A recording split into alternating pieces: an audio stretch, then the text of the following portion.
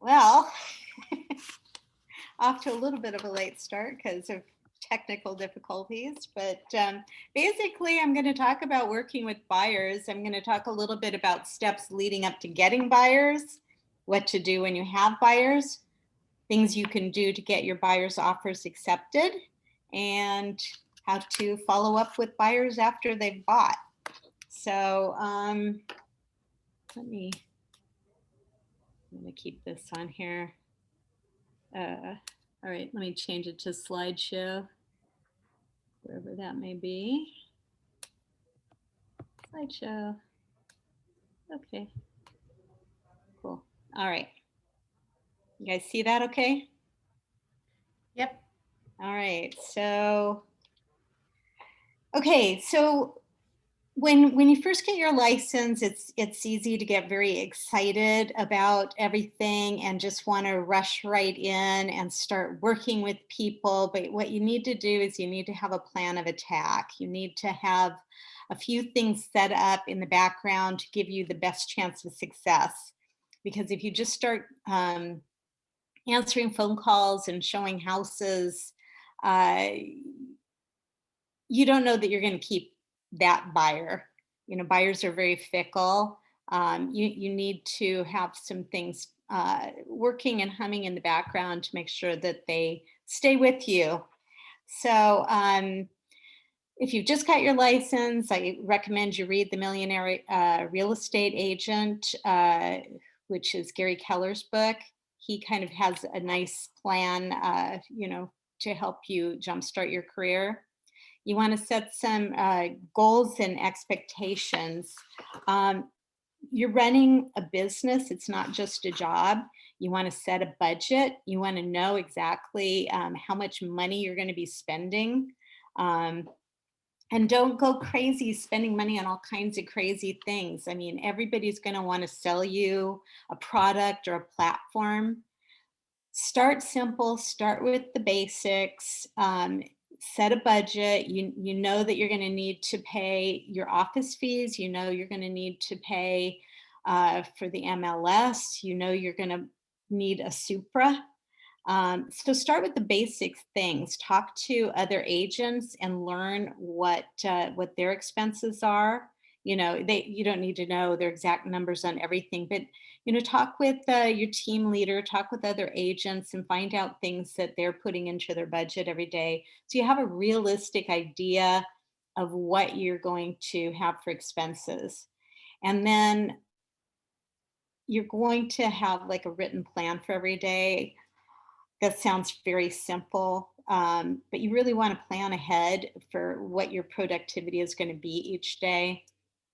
You're going to make a certain amount of calls because you know that if you make a certain amount of calls, you're more likely to hit the numbers you're going to need to pay those expenses and then have money left over to pay yourself.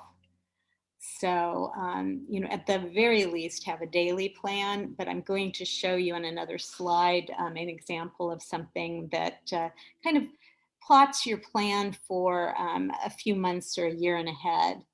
I just went, how do I go back? Let's see. Okay, I did that twice. All right. Make use of the free stuff. Your office has some marketing and things that you can use. Yeah, we've got a free CRM, which is where you put all your contacts. We have classes like this one where you can find out some basic information. The PWR or whatever association you join, they also have classes. All of them are online right now. But you can find lots of free things. Make use of the free stuff. Don't just throw your money away at this point in time. Your database is your most important thing. That's your business. That's the people you know. And that's where you're going to start. And that's where you're going to find your buyers. So, all right. Set some goals. Here's a goal sheet that Buffini has. Think of what your goals are for business. Think about, some realistic things that you want to work on, write those goals down, refer back to them, and that will give you a better chance for success as well. Now, here is the Buffini marketing plan. I don't know that I can make it any bigger. It's a list and it's broken into quarters so that you can review it. January, February, March. What's your reason to call? So every month, have a reason to call people. You're starting out. The reason to call this month is probably, hey, I just got my real estate license. I'm very excited. I want to find out if you know of anybody who's looking to buy or sell. And do you have an agent that you would use if you're looking to buy or sell or invest right now? The answer is going to be yes, no, or maybe. This is your chance to kind of qualify your friends and the people in your database as to whether they'll use you. If the answer is no, it doesn't mean that it's no forever. So you can always reach back to people. But the people who say, hey, yes, we'll use you, are the ones you want to have as your A pluses. And you're not just looking for your friends to buy and sell. The purpose of a database in your sphere is you want to reach out to the people they know. You want these people to refer to you.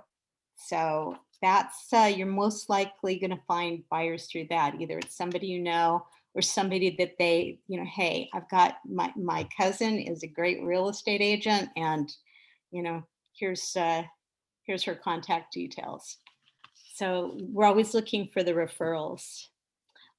So yeah, this, I can't even read it because it's so small. Oh, it is on here. Oh yeah, so reason to call. If calling's hard, you can text. I would still recommend personal calls, but you can text as well. Pop by gift ideas. I'm just going to reach over here because I was just putting some together. Pop buys are reasons. We're not doing this so much right now because of COVID, but this is my pop buy for Valentine's Day / the Year of the Ox, which is just happening this month. And I've got a lottery ticket, a Year of the Ox lottery ticket, and some little conversation hearts. And my tag says, I'd love for the conversation hearts to have a conversation about real estate with you in the Year of the Ox. And these I can send out via mail or drop on people's doorsteps. It's just a chance to connect with people. It's inexpensive advertising and people love this. So, and I only do pop buys to the people who really are behind my business. You can do video email messages, give a person, put your face to things and do like a video email message that goes out to your friends for like the market for right now. What's happening in your neighborhood or something that's real estate related. I do client parties. You might not want to start with that, but at Thanksgiving, I do a reverse pop by where I hand out pumpkin pies to people. I've done organizing sessions where I've had, and you can do these online as well right now. And it's just a good way of providing value to potential customers. Also, in your database, you should have your business contacts too. If you have favorite restaurants or handymen or something, you can help promote their business and refer to each other. You could one of your pop buys could be a discount for a service for one of your business contacts.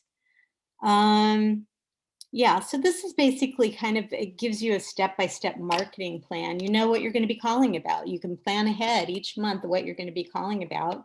You can adapt it too by what's going on in the marketplace. So, where do you find these buyers? Well, pre-pandemic, I found a lot of them through open houses. A lot of people do door knocking and farming an area. Post-pandemic, It's all about the database right now.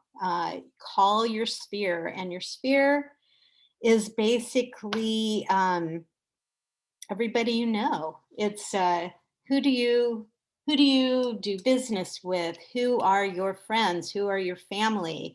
Who belong to organizations that you belong to? Uh, who belongs to the church you belong to? Who's in your social media?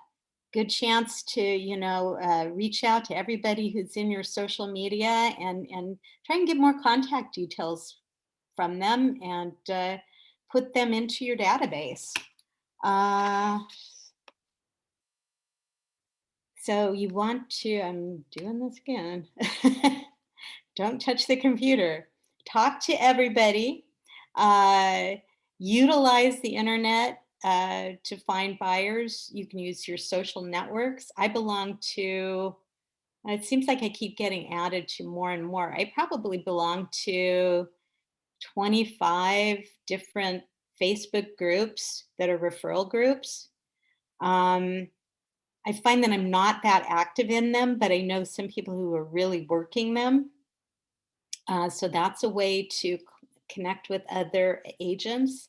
And I think it's one thing you think of, oh, well, the other agent.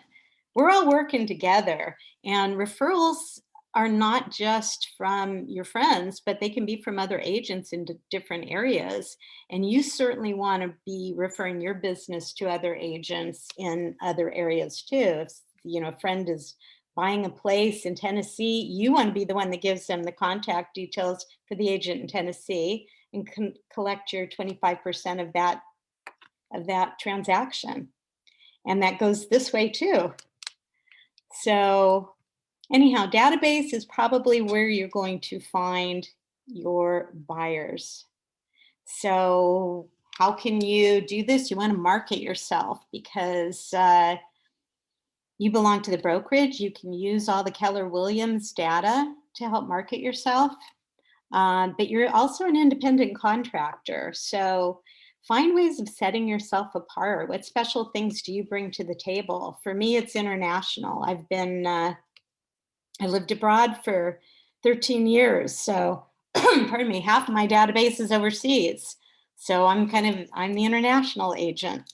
I might not do a slew of international transactions, but I've done enough that, I have some clout in that area. And it's definitely, people remember me because of that. Remember also that your friends and family, it's going to really hurt when they don't use you. I mean, it's going to really hurt the first few times this happens. My cousin Brianne, who I've helped many times, didn't use me when she bought it. She started out using me, and then she went to an open house, and another agent grabbed her, and she did the business with that agent. Didn't let me know. I found out about a year later. So, uh, yeah, I mean, you are not owed anybody's business. You earn it. And just because you have a relationship, they might not want you to know their financial business. So there's lots of reasons why people won't use you. Maybe they think, oh, she's new. I'm just gonna, and I have this other friend who has been doing it. So maybe they're torn between a few different agents. So don't take it personally. Still keep in contact with people because you never know. Something else might come up. Maybe they'll use you for something in Long Beach where they wouldn't have used you in Orange County. I mean, it could be as simple as that. Okay, so the excitement of these are my first buyers. That's Sonia and Davis. Um, how I got them. Uh, Davis is my wealth manager for Merrill Lynch, and I was meeting him the first time, and we had a wonderful conversation. And I said, so I of course brought it up. So I mean, have you thought about buying a place? And oh yeah, well I have an agent, and he did. He had an agent who was also with KW, who's very very good, very very good agent. It's his fishing buddy. And so, yeah, if we ever use anybody, it'll be, da da da. I said, okay, all right. And he said, and besides, uh, we'll probably buy someplace in Rossmore, la la la. And I said, well, what about like Naples or something like that? And he's, oh, we can't afford Naples. I said, well, what's your budget? And then he said, well, it'd be about, 1 point, just over 1 million. And I had just, because I keep up with the market, I had just seen a listing that had come up in Naples. And I said, well, here, let me send you this.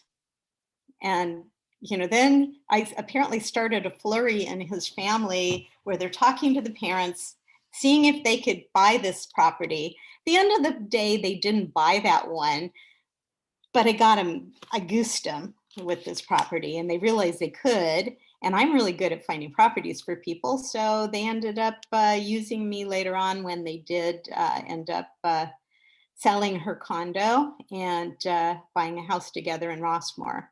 And the nice thing is they're going to be using me again. It looks like they're starting to put their feelers out for another house. I'm looking for the perfect house. I found one, but it was over budget. But we'll find them one soon. So don't just jump in the car and show properties. You want to get your act together, and you want to assure yourself of the best chance of success. So what you really need to do, if at all possible, is have a buyer consultation. Now, I know that's a little difficult if you're finding somebody off of Op City and they just want to use you to open a door. It also means they don't really have a lot of loyalty to you. So you want to do things to show your value to them and to show that you're professional, to educate them and gain a little control over the situation so that you're the one setting expectations and calling the shots. So when I have a buyer's consultation, I come with a nice little, you can buy KW folders or make up your own, do whatever you want. I always make sure that in the packet I include, I got this from my title rep. You can print out your own. There's a ton of like buyers and sellers ones also around. One thing that I need to order more of these, but you can kind of see I have my business card on the back. I ordered stickers with my business card and I've put them on everything. I think it's one of the best things I've ever done. It's a lot of bang for the buck because you can just brand things as your own. So if this gets separated from your packet, they still know, they still have your contact details. I put in a few different, I find little sheets. You can find stuff all over the internet or make your own. This is 10 tips for buyers and sellers. The purchasing pathway. Don't buy a boat. Don't buy a new car while you're shopping for a house. I put in a little bit about me, kind of a resume. And I also put like my agreement for my buyers. And I can send you any of this stuff. It's basically, I'll take the time to understand my buyer's needs. I'll communicate. I'll seek homes. And then I put things into a little one-page buyer's agreement. I don't use the one that's in the MLS, in zip forms. I just find that one, I think it kind of, because you're demanding a certain amount of commission, I think it kind of turns people off because they know that as buyers that they're not paying the commission, and all of a sudden they're being asked to sign something that has commission in it.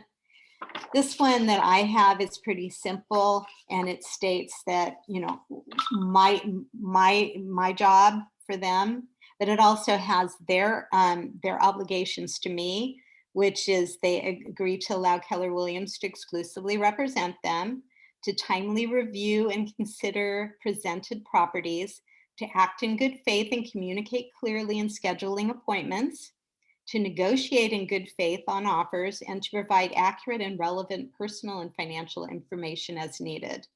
So it's not asking a lot, but it's telling them that this is what they need to do to work with me.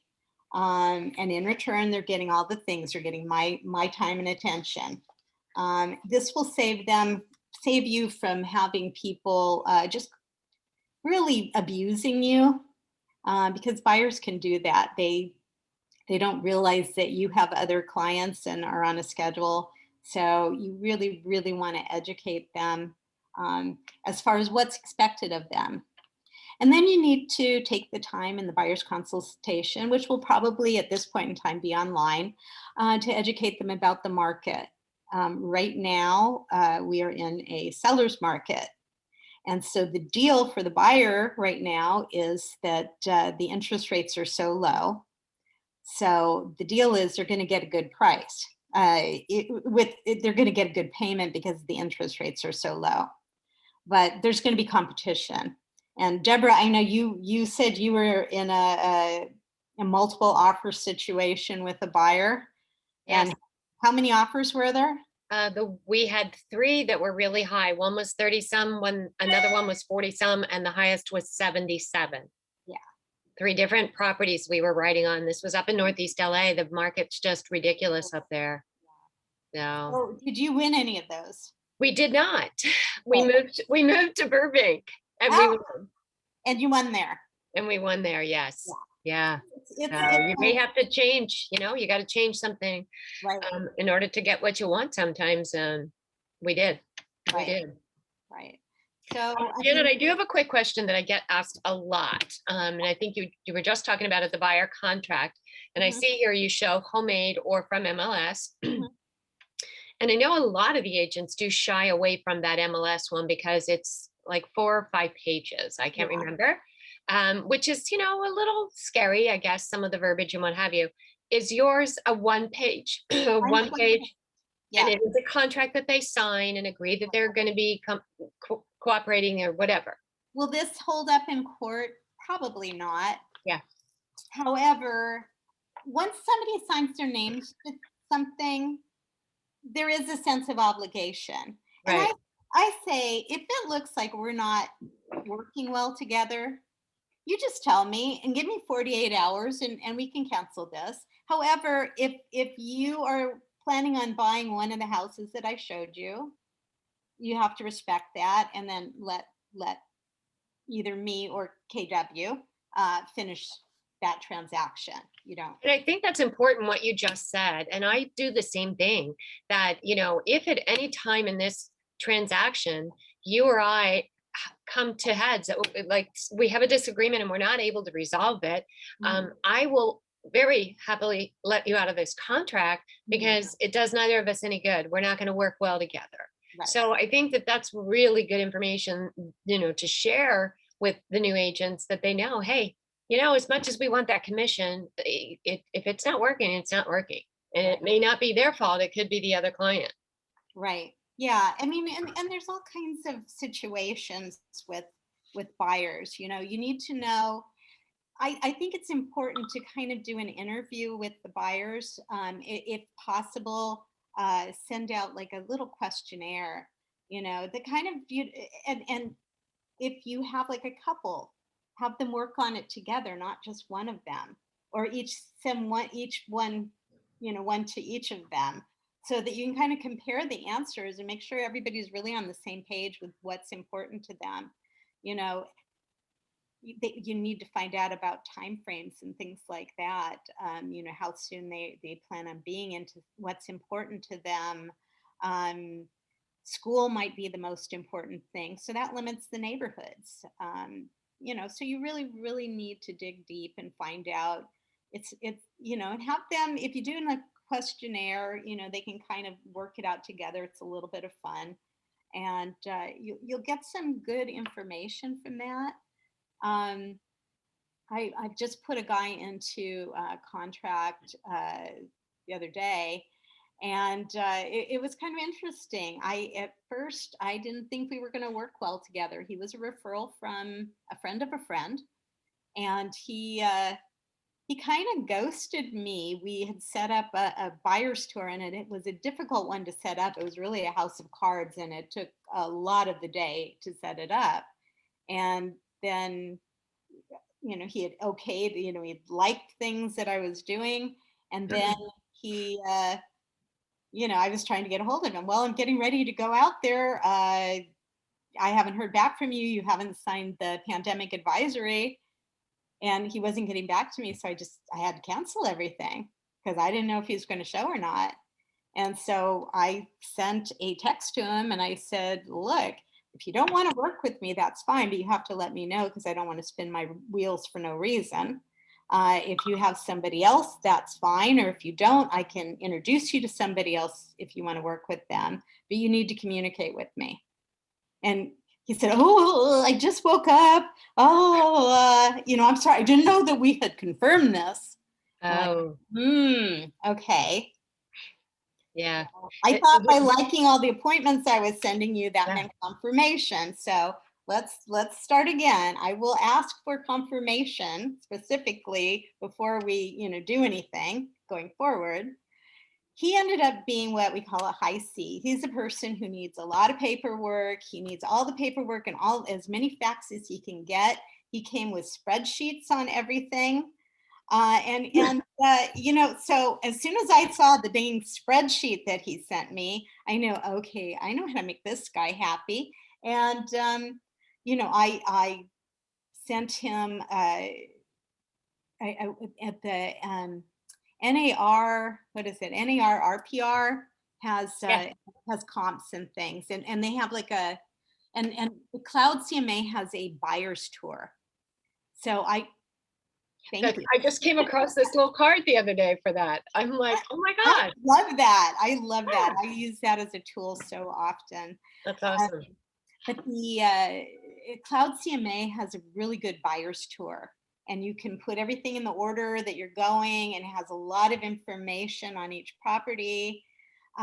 We were looking out in Corona, so there's special assessment Mello-Roos out there, and I wrote down the amount of the Mello-Roos for each property. And he ate that. Oh, Janet, you're the best. You're the best. You're the best. Well, I'm the okayest, but for him, I was, because I recognized that he's a person who he needed as much information in hand. He was printing all this stuff out. He loved it. So that was useful for him. And we went into escrow. I mean, he was able to make his decision because he had all the information. Awesome. There's one other thing I'm sure you've experienced, Janet, that when you were talking about criteria, make certain, that we listen to what it is that they say. But Mhm. I also remind them that as we move forward in the process, your wants and needs may change. And I'm giving you permission that it is okay for us to be changing up when we go through this, because how many times, I know you've experienced this, that they tell you this is what they want.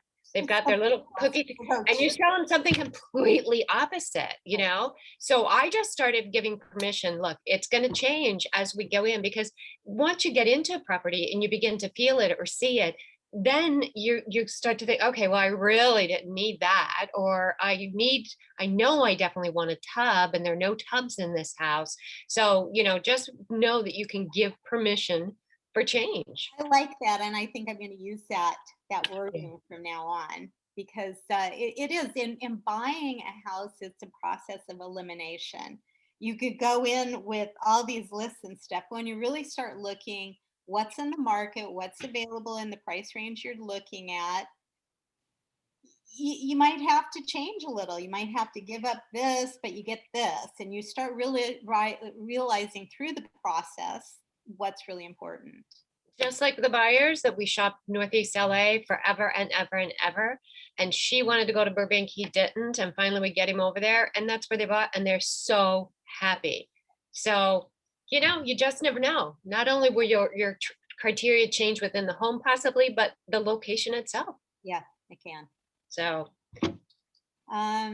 No questions so far. I'm watching. Okay. There might be no people so far. No, we have an audience. We have a nice little audience here, and Okay, no questions yet. I can't tell from here. You're doing Uh, great. you want to find out when you're interviewing them if they have a home to sell, because that can give you a listing opportunity as well. My little buyers that I showed the picture of earlier, they had their condo to sell. So actually, my first writing up of anything was the listing agreement. Um, Determine their wants, needs, budget. We've kind of done that, and buying during a pandemic. Okay, so there's a few things that are a little different nowadays. Of course, you know, almost a year into this, you're all kind of used to just like is done on Zoom. And you know, we have to be careful. We have to wear masks if going into the office and things like that. Well, it's the same in a house. Um, if you have a listing, you have to have the pandemic criteria posted, you know, the advisories posted. If you're going to show a property, you have to get a PEAD form, PEAD. Um, and we do that. It has to be done. It's supposed to be done the same day, but if you're showing a house at 9:45, you're probably not going to do it the same day, but it's close to the time viewing the house as possible. Now, some agents will drive you crazy because they will require a PEAD form before they'll even set the appointment. So that makes it a little difficult if you're to be true to what the PEAD form is supposed to do. You might have to do two, because you do want to do one right before you show the property, because you're basically attesting that you've not been exposed to the virus and that you're doing your due diligence in making sure that they get in, you know, that you've agreed that you haven't been exposed within this close time frame of viewing the property. Thank you for saying that. I was just going to ask you to kind of explain that to them. I did check with Rich. Just actually, it was Valerie checked in with him right before her session a couple weeks ago. He said it's okay within the 24 hours. Yeah. So it used to be, it had to be the same day, but I think they changed it to the 24 hours. So as close to showing time as possible for the exact reason you're saying. Right. Thank- And it's not anything too big to do. It takes a little bit of time. If you're setting up showings with the buyer, I recommend using Glide. Uh, Hopefully you're practicing, you know, writing up the contracts and things right now, and doing practice contracts. If you want to practice with Glide, and doing some of the PEAD forms, please feel free to use my in escrow listing at 739 Belmont in Long Beach, 90804. And you can do some practice glides and you know, say, pretend like you're going to see the property and just practice using that so you get used to it and comfortable with it. Because if you're going to be doing a lot in a row, it's just helpful to do it through there. It sends it out to the agents for you. It's very, very simple, and it's a nice little tool we have now.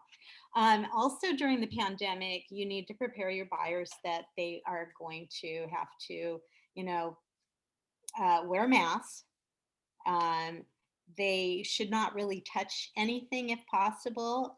If there's a virtual tour, you should send that to them first. Um, and you know, why don't you be the one touching things? You can use like the little wet wipes and stuff, and open open cabinets and stuff for them if they need to see things. But we want to keep it as safe as possible nowadays. You're limited to two people with you in a house. Don't bring the kids. Really, really encourage them not to bring the kids and stuff, because somebody's going to have to stay outside with them. Um, and it's not the time for them to be running into the house and picking out their bedroom. It's just, you know, it's just not going to happen nowadays. I carry along with me, I have like a little packet that I have masks, gloves, booties, I have wet wipes, and I have hand sanitizer, and it's all in this container. And I use that instead of my purse on the days that I'm showing properties, because it just has a shoulder strap, and I carry all that stuff. So I'm ready for any situation with regard to a property. You are supposed to kind of wipe things down, touchable surfaces when you leave. You just use your best judgment, be careful, and be respectful nowadays because of the pandemic. If you go into a house and the owner is there and says, "Oh, it's okay if you take off your mask," don't. Do your part. Maybe they're not, and just tread carefully in a situation like that. I just had that recently. And that's a really good point. Janet was in the office one, I think it was before the last time we did this session. And she came and she had this strap, the shoulder strap bag on her. And I'm like, oh my gosh, look at you. You're so cute. You've got all these things organized. And then she explained to me that's exactly what she uses. I have a stationary basket in my back seat on the floor with a lot of the same things, the hand sanitizers, the Clorox wipes, gloves, masks, extra things, no booties. They did want those in the beginning, but they said no booties because of the slipping and falling. Right. But some They sellers, still want them. yeah, Yeah. some sellers still want you to wear them depending on, their preferences. So just be careful with that one. But yeah, cute. Okay. Yeah, first time buyers. Those are the easiest ones to work with, because because your job is a lot of education. Your job is a lot education with buyers who have been through it before, because at any point in time, things are changing. Forms are changing. Well, now with the pandemic and the current market situation, the information that we're giving is changing. First time buyers, even though they've seen things and they might have heard things from their parents or from studying online or whatever, they basically are big sponges, and they're looking at you, and it's up to you to explain and help them through this really momentous event in their life. And so they're really easy to start with, when maybe you're not quite as competent, or not, you're going to be competent because you're studying and learning your craft, but uh, maybe you're not as confident as maybe once you've been doing this for a little bit. Um, well, in non-pandemic times, I give, and I actually still do this. I put a bunch of my business cards in a plastic bag, and I give them to the buyers. So if they're going to open houses and they're being forced to sign in, so the other agents can capture their information, you can just say, "This is my agent." I'm going to put her information down instead. Um, they're capturing your information now anyways, because you're filling out the pandemic advisories. So, I mean, to a certain extent, that's a little bit of a moot point. But I always just make sure that they have that so people know, yeah, they're represented. Um, you want to educate your buyers right now with regard to multiple offers, as we were talking about with Deborah. Right now, there's still people who I just ran into one the other day, this Egyptian guy, and he wants the deal. And I know culturally, because I lived in the Middle East for a while, that's what it's about. It's about bargaining and bartering and getting the deal. And so, I had shown up to show him a property and introduced myself. I didn't have a chance to do a buyer's consult on him because I was kind of doing a favor for a friend on meeting him. And he's all about finding the deal. And I'm telling him, okay, this is the market of the moment. It's a seller's market. Now, yeah, I know. I've seen that. And there's multiple offers. So the deal is going to be in the low interest rate. And, that's the deal right now for the buyer. And the deal is if you're able to find the right price where you actually get the property and you're beating everybody else out. That's where the deal is right now. I like that, in the interest rate. Very good. No, I think that's really important right now. It's like, Yeah. well, yeah, I mean, I've had buyers say, "Well, I don't want to get into a multiple offer situation." I said, "Well, then you're either going to have to go way high, or you're going to have to wait until a time when the market cools down. But at that time, you might not have the good interest rates. And then you're going to be in a situation where you might end up technically paying more on a monthly basis. Maybe the prices have come down, but if the interest rates go up, you know, what's the difference? So you just tell them we have some tools to help them get through these situations where there are multiple offers. And there's things we can do to make our offers more attractive to the sellers. Okay, so multiple offers. Okay, one of the things that I always say to do is contact, if you want to, your buyer loves a house and they want to call, they want to put in an offer. So rather than just, I want to put an offer for blah, blah, blah amount, I said, okay, let me talk to the other agent first and let's find out what's important to the seller.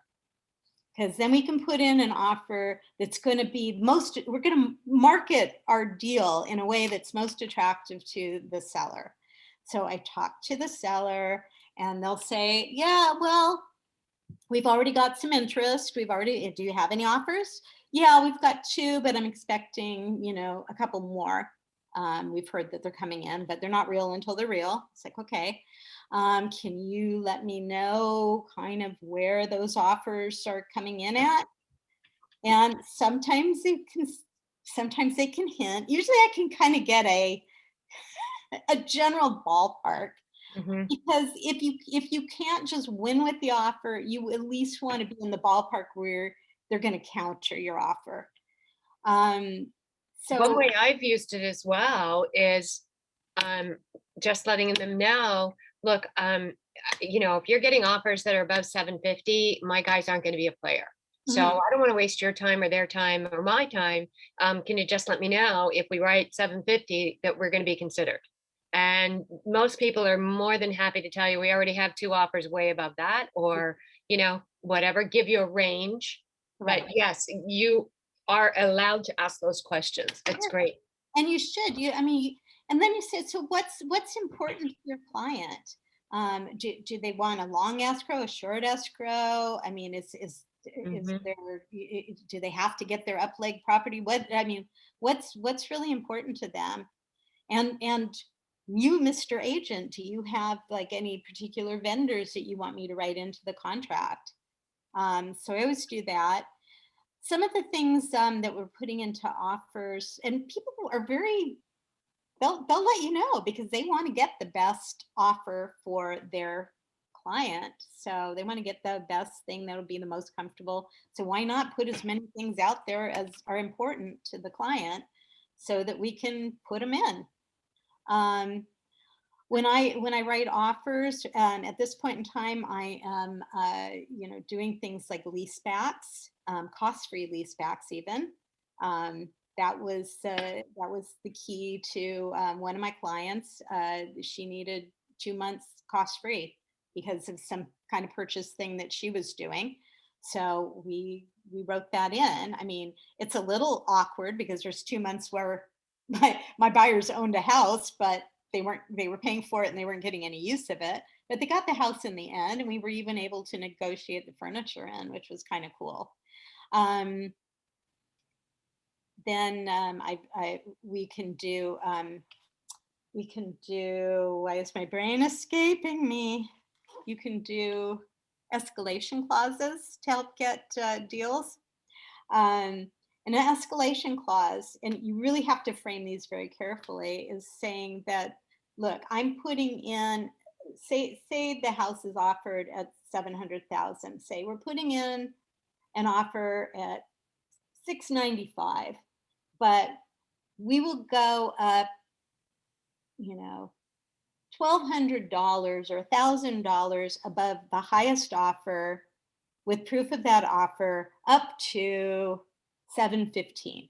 You frame it. You have to have a cap on top. Otherwise, it could go way too high and then you're in trouble. But that's been a way that I've won offers, I've won deals, transactions that way. So it's just, finding out if there's something. we were talking about this the other day. One person says, hey, we don't bother cleaning the house at the end. We're going to do a big cleaning. So it's okay to leave it. That's something that we give to our clients. So you just kind of frame it in ways. You can tighten the time limits on on the appraisal, on the home inspection, and get those things done quickly. One thing I did to win a deal was let go of some of the earnest money once certain elements of the contract were met, because we had a really, really long escrow, which my buyers wanted a 4-month escrow for this very nice property. The sellers were willing to do that, but to do that, we released the some of the earnest money once the other contingencies had been met. So it got released, after about 30 days. So that money was gone, but we knew the deal was going to close. That wasn't an issue. So there's things you can do to sweeten it so that your buyers can win the day. And just be personable. You're going to be friends with that agent. You are going to work well with that agent because that's your partner. I have been along with when I send in the practice, writing up contracts and stuff. When I send in the contract, the offer, I because we can't do the love letters, which are, hi, I'm so and so. I love your house so much. I love the porch. I love this. I love everything about it. I can totally see my family living here. You can't do those with picture and stuff anymore. I do like a little blurb about my client in I do the sheet that kind of sums up everything. I can't even think, the cover letter. And use the cover letter from the MLS because it extracts all the information and just puts it there and makes it very easy for the sellers to see. But Summary, you're talking summary of offer, right? yeah, summary of offer. Summary of offer. Yeah. And so, have that in there. It looks nice and professional. It's easy to see everything at a glance. But I also do a cover sheet that highlights some of the details so they can see the special things you've put in at a glance. Say we put in for 30-day escrow, but we're very flexible on the time for the escrow if your clients need more time. And then I'll say, my client Alfredo just fell in love with the big porch and blah, blah, blah. And so it kind of summarized some of the things that would have gone into the love letter, but in such a way that it's just, know that your house is going to be well loved. But I can't do it because we're not allowed to do those letters anymore. Practice, practice, practice the contract. Use the fast fill on the contract. So become familiar enough with the contract that you can use the fast fill. It'll make it go faster and it'll mean that you're a lot more familiar with the contract once you're able to do that. So do a bunch of practice ones. I just did it again. Yeah, the lender, always have a few lenders. Talk to some of the talk to like Alex in the office. He can kind of make you feel very comfortable about the whole process from his end. Have a few lenders at your disposal. So if they don't have a lender, make sure that you refer one that you know is really good and can get the deal done, because that's the key. The lender will usually have an appraisal. Right now, they're doing away with them more if they're putting 20% down. Sometimes they're waiving that requirement, but most often you'll have an appraisal, and and especially at this time, it's a little tricky business. So the appraisal could be lower than what you've put the offer in for, and then the question is, what do you do with the gap? So you can, agree for the seller to come down in price. You can go up in price. Maybe you've written that into the contract that you're willing to go up to 10,000 more or whatever amount if there's a difference. Or maybe you've waived the appraisal contingency and you can make up the difference. But somebody's got to make up that money because the bank's only going to lend the appraised amount. So be aware that that's a point of negotiation for the buyers. Repairs is another thing. Deborah's probably going to laugh because I was telling her about this yesterday. Especially in this market. When you ask for repairs, okay, homes in California are sold as is. When you ask for repairs, they should really be important items, safety items, things like that. I have a triplex. That's the one I'm saying at 739 Belmont. That's what I'm saying to write the practice glides on. Okay. This is the request for repairs. Let's see here. It's how many pages? Did it go to text overflow, or did they take a? Oh, it went 3 pages past text overflow. There's 62 items on this. So this is not typical out there. this- Our agents, let our agents know, this is not typical. This is just bizarre. And I don't think either Janet or myself have ever come up across this ever.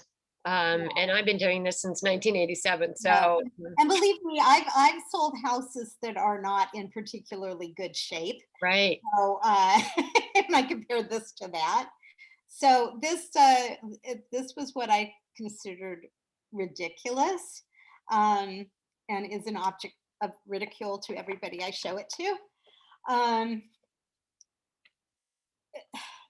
So I called the other agent, of course, immediately after getting the 62 items, including redo all the wiring in the house and fixed all the cracked tiles and do this and that. That's not what it's for. You're selling the house as is, and you're not really required to do any repairs. So unless there's a situation where the lender won't lend. This I know that it's already passed appraisal as is. So we don't technically have to do any, but we might lose the deal if we don't do something. So I'm in the midst of negotiations on this. It looks like we're just going to probably just give 10,000 and that'll be that, and not do any repairs at all. But yeah, it's don't be this agent. She did not want to be this agent. There's something called having control of your client, and you will, when you talk to the listing agent and you're trying to sell your client. I've got a real good client. We're going to put in an offer. I'm trying to find out all the information. They might say, do you have control of your client? And you go, control? And I don't know. Okay, what that means is they don't do crap like this. They don't go off half-cocked and do kind of crazy cockamamie things. You've schooled them that they've got, with they're buying a house right now is not the time to buy a boat, buy a car. You're not buying anything. Don't buy all your furniture. You haven't got the house yet. Don't buy the furniture. Don't change your jobs right now. Don't quit your job. I know you're mad at your boss. Don't quit him. You can do all that once the deal's done. But while we're going through this very tentative, shaky process, you don't want to upset the apple cart. So it's very, very important for them to know that this is kind of a shaky situation, and to do something like this in this market is really ridiculous. It made the agent look bad. She was very apologetic. She said, I'm very sorry about that. I tried to talk her down, but they were insistent that every single thing that went into the home inspection went into the request for repairs. So she said, and at the end of the day, they're my clients and I had to do what they ask. I counseled them, but at the end of the day, they wanted all of that in there. Janet, I just want to touch base a couple of Facebook comments here. Edward, you may have just covered this. He was asking, when lots of repairs are requested, how does the buyer's agent conversation go with the listing agent? And I think you pretty much touched on that just now, right? I mean, it's congenial because the other agent is not your enemy. I mean, we're working together to see the deal done, and we're trying to come to terms of agreement on appraisal, on repairs. They're not the enemy, and you shouldn't ever look at it that way. Once you negotiate things, you're working together to move the transaction along. And I think you shared this listing agent Yeah, she was Or apologetic. buyer's agent, I'm sorry, the buyer's agent Yeah. was uncomfortable, Oh, yeah, right? she was. She was very uncomfortable bringing it to She you. sent it over just like, she said, here's the buyer's request Yeah. for repairs. Call me if you have any questions. And when I called her, I said, hi, Janet, because she happens to be Janet too. I said, hi, Janet. She said, I was expecting your call. So it's like, of course. I said, is she serious? Said, yes. And she said, oh, it's mostly the husband and da, da, da, da. It's like, okay. She said, just look at it, pick out the things, that you think you can do and just give us a response. So, I want the deal to go through. Um, and we just need to find the point where that we're not giving so much away that it's not attractive to my seller to sell to them. So that's I hope that answers the question. I think so. Okay. Um, Go ahead. Yeah, Yeah, I know we're kind of running out of time, and I that's didn't. okay. Cover what we can go over a little bit because we were late getting started due to technical. Right. Earnest money, that's the money that you put up for, it's part of your deposit essentially, but it's what you put up right at the front, not at the end. And that is money that's on the table. It's like a gambling table and it can be lost. So your job working with the buyers is to reassure them that you are going to keep your eye on dates. You're going to keep the deal moving along so that they're not losing their money. They say we won't let it come to a point where you're going to lose your money. That's our job, is to safeguard that money. If it looks like for some reason your bank's not coming through, and we're going to lose on the we're going to miss the contingency dates and things, we'll let them know. We can ask for an extension. That's one thing. If they don't give it to us, then we withdraw from the offer. You're not going to lose that money. So, for anything that we're going to do, uh, they of course can do their own things and lose their money. But let's see. I went, okay. Yeah, keep track of the timelines. That's the other thing. COE, you'll see that term a lot. It means close of escrow, and that's funding and recording. We work basically in LA and Orange County, and the recording is a little different. In LA County, you fund on one day and you record the next. In Orange County, you can fund and record on the same day. Usually, if you're working with a seller, you're going to want to ask for close of escrow plus a day or two, 2-3 days now that it's closed, now you can move things out essentially. So be prepared for that. The close of escrow doesn't necessarily mean that's the day that they get to move in.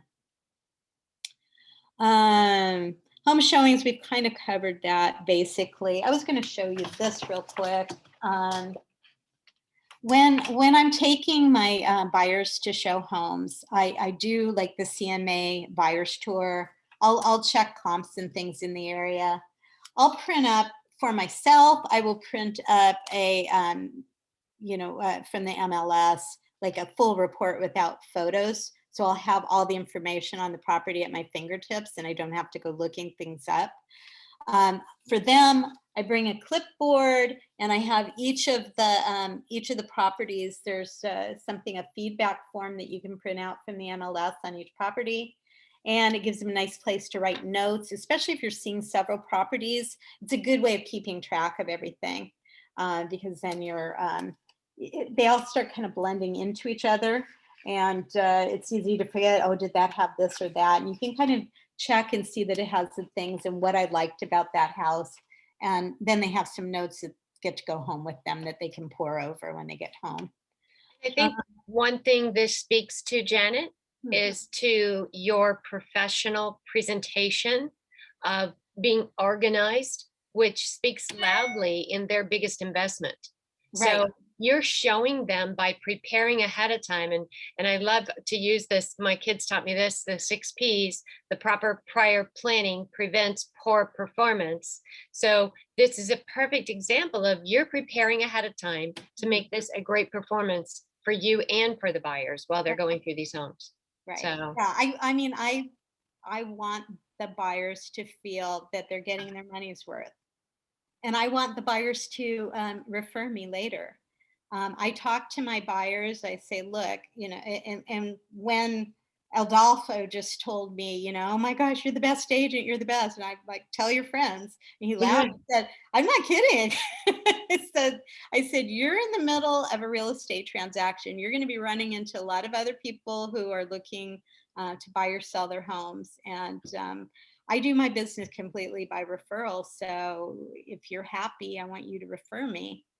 Um, and and I will show my appreciation. I mean, I take care of my clients before, during, and after is what I like to say.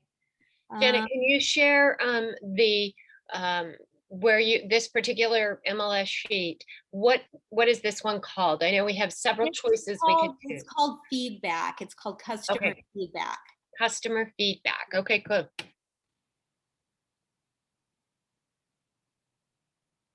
When you're planning the home showings, it's a little bit, it's great if you can get the properties arranged in a way that makes sense. The way agents get back to you, I hate agents sometimes. The way they get back to you sometimes is really random, and so maybe and I text the agents usually if they ask for a text, introduce myself, Keller Williams Coastal Properties, and my DRE number. Say that I'm looking for, my chair's moving, it's my dog, okay. Say that looking to show the house at blah, blah, blah time. Let me know if that works for your sellers. If it doesn't work, is there any other time that would be available that day? That way I'm kind of covering a few texts worth of questions. If they say that won't work, then I've already asked the next question. So if there is something available later, then or whatever, they can let me know then. It just usually makes it easier. And thank you, appreciate it. And just be polite and nice. I allow within a house like 15 to 20 minutes. The showing time for a lot of things is only allowing 15 minutes. Um, so you don't usually need a lot of time in a house unless somebody is really loving that house and they're falling in love with it. And that's where you tend to run into people wanting to linger longer. Um, in this market, you're probably not going to get a second opportunity to see it before putting in an offer. So just maximize your time, set up your schedule, map things out so you know the distance between properties in a showing so that you're not running late. Be respectful of everybody's time. If you're not going to be able to make it, don't ghost the other agent because you're maybe going to be wanting to work with them again. There might be another house that they're showing. And if you didn't show up, their name's going to be forever on your text message. And they're going, oh, that's someone who didn't show up. So she's never going to see my house again. She's never going to see any of my listings. So be professional, basically. Let's see. Yeah. Look at the comps when you're making the offer so that you really know that things are running high right now. So you might be doing over the comps to get the property. Know the neighborhood and the market. Like I said, that NAR, RPR, I find to be excellent in finding out about the neighborhood and information about the neighborhood and the market. And it's really good to show things what things are worse because they have like a sliding scale. So if it has an updated kitchen, you can add on a little bit more, and it's like a nice little toggle switch that it's a good visual for working with clients. Talk to the other. Okay, we've already kind of gone through that. Already gone through the listing agent is not your enemy. You're working together to see the job done. Most things are negotiated before you put them to paper or DocuSign. That's something I kind of learned after my first few transactions. That talking to the other agent, we've talked, me and this other Janet, we've talked through some of the things. So, I've already told her what my seller is willing to do, and so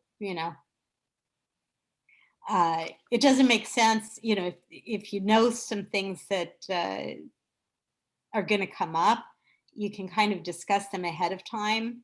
Um, Talk with your buyer about the plan of attack when you make an offer. Okay, so we're going to put this offer in this. So these are some things that might happen. They might counter higher. Think about how high you are willing to go. Think about things that you're willing to do. Um, but know that you can talk things through with the other agent, and before you even have them sign off on anything, half the work can already be done. Um, we've kind of talked about the timeline. When you get your buyer's offer accepted, know the contingency dates that you have. Um, if you have your transaction coordinator, introduce the transaction coordinator and loan officer immediately. Talk to the loan officer. The loan officer is not just for your buyer to talk to. Talk to the loan officer. Loan officer can call the listing agent and put in a good word for your client and say, hey, this guy is good, he's solid, he's this, we've got desktop underwriting on him, we're good to go on him. I can promise a smooth reaction or a smooth transaction. No problems with this guy, and can help sell your offer. You can actually get your offer. You can actually go through the whole process. We've done this when we've had backup offers. Go through the whole process along with and see it through. So all that they need are like the final sign-offs.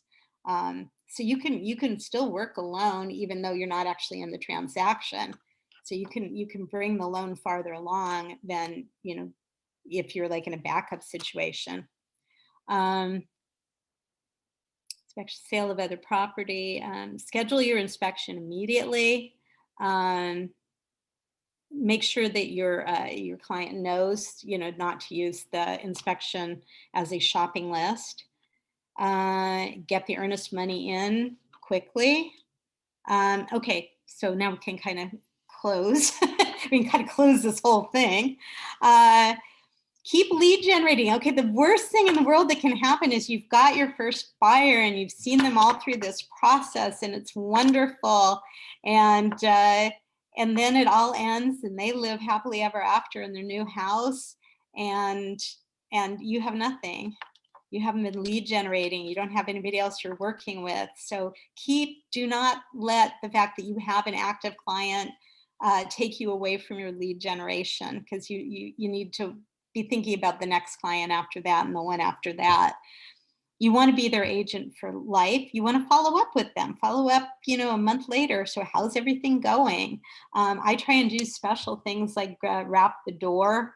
Give a nice closing gift. I do the little house with the little flowers in it. I always have my sister make a sign. Take the sold pictures in front of the house. So that's good marketing for social media. You get a little traction with that. Always ask them for it. And I don't know why I was so awkward with this at the beginning, but they want to give you referrals if you've done a good job, and they want to shit, go away. They want to do a nice review for you. They'd be happy to. Just ask them. People are happy to do most anything if they're asked. They're usually, could you please? I use a program that does the referrals and then puts them out into the world, which is kind of nice. So they only have to write one. Do memorable closing gifts and have Instagram worthy moments for your social media. And then follow up with them, keep in touch with them, a few times a year, because now they're, part of your database. Do they have any needs? Do they need a handyman? Do they need, there's reasons to keep up in touch with them. And because you care about them, they're part of your real estate family now. So success is when preparation meets opportunity. Get that review. And, They talk a lot about listings. I would sure love to have more listings, and I'm definitely concentrating on that this year. But to survive in this business, you don't have to have listings. You can be a very successful buyer's agent. Just let them know that you're going to take care of them. Let them know that they're going to get the same level. Anybody that they refer to you is going to get the same 5-star treatment that you gave to them, and they will be cared for, so that they are happy to give you reviews and referrals. And don't forget to say thank you. Write your thank you notes. And thank everybody who was involved in the deal with you, your transaction coordinator, your lenders, because we want to do business with them too. And hopefully that was helpful. It was, and Heidi has extended a request of the possibility of sharing your presentation. I don't know if you're okay with that, or if Yeah. you would have a checklist even pulling out those key components. Yeah, she had asked if you would be willing to Hold on share. 1 second. Cole, I will call you back in 5 minutes. Thanks. My dog walker. Oh. Okay, so So share my buyer's presentation information. this, but you tonight, yeah, today's. Oh, yeah, absolutely. Okay. Yeah, Heidi will get that to you. So Okay. thanks for asking. If anybody has any more questions, now's your time if you want to put them in there. And I will refresh and see if you have anything for us. If not, Janet, you did an amazing job as always. Lots of great helpful information. And yep, thank you. It was very helpful, Edward said. Thanks. So I think we're covered. Okay. Thanks, guys, for joining us. We'll do this, maybe, I think we decided we were going to do it once a quarter. Is that right? Yeah, I think so. So even if you've heard it once, twice, every time you hear it, you're going to pick up something different. And pretty soon you'll become fluent in being able to do these buyer consultations, and you'll know exactly what you need to be doing. So thanks again. Sure. Oh, and one other thing, it's like get very familiar with the contract. So and you can even go through the contract online. Know like the main points of the contract, because it's a lot of legal mumbo jumbo to your buyers. So you should be the expert on that. And you should be able to explain to them what they are, in a succinct, clear way, what they're signing. Exactly. And I had put a note in the on Facebook. I suggested that they get out there and practice, like you had said, write those contracts, practice, send them to your coaches, and let the coaches critique and review them for you, so that you get a clear understanding. If you wait until it's time to write a contract, it's frustrating, it's exhausting. You don't understand it and you can't explain it when they start asking questions, and then you're not going to look very prepared or professional. Right. So, and I mean, I know my first contract took me about an hour and a half to write up, and I was going back and forth and going crazy. But it becomes very, very easy to fill these things out once you get used to them. Yes. And like I said, test yourself and try and use the fast fill, and see if you're getting it right. So that's a little testing trick. Cool. All right. Thank you, Heidi. You're very welcome. Heidi says thank you. We'll do this again, and thank you all for joining us. We appreciate it. Bye, Deborah. Bye. Thanks for your patience. All right, I'm going to stop the live stream. We're going to stop recording.